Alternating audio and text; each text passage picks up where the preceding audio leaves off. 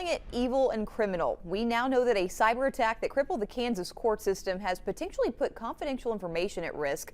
The judicial branch revealing today a foreign cyber attack is what shut down court computers for weeks now, and they say the hackers stole and threatened to post data on the dark web if demands were not met. 12 News reporter Sean Logging joins us with the latest and also talked to cybersecurity experts about what this reveals. Sean? Like Rachel, this is very much the definition of a ransomware attack. It's been more than a month since the security incident that impacted multiple state court systems and operations. With the exception of Johnson County, district courts across the state have been required to go back to a paper system.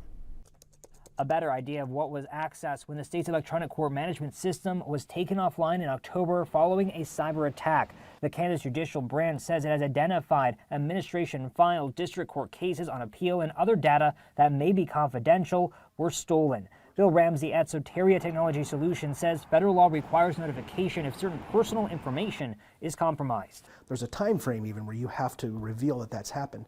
So where that's important is things like credit card companies being breached, medical places being breached. For the court system, certain records are confidential for adoption, juvenile cases, and certain criminal proceedings.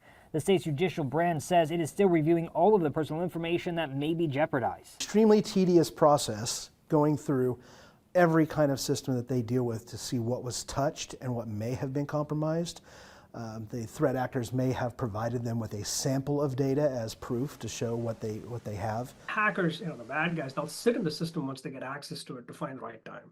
Some of them will take data out ever so slowly before they lock down the system. So it could be months, it could be weeks. While all industries and individuals are at risk of cyber attacks, according to the FBI, governments are the third most common target for ransomware attacks in 2022. Hospitals are number one. Governments, educational institutions and hospitals, these seem to be the most common targets they tend to be. And one of the primary reasons is because many of them have older technologies. These organizations also have records that contain a lot of personal information. As far as restoring the system, the state judicial branch says it's working with cybersecurity experts to safeguard against future attacks, but it will likely take several weeks to restore normal operations, and bringing those systems back online will occur in phases. Thank you.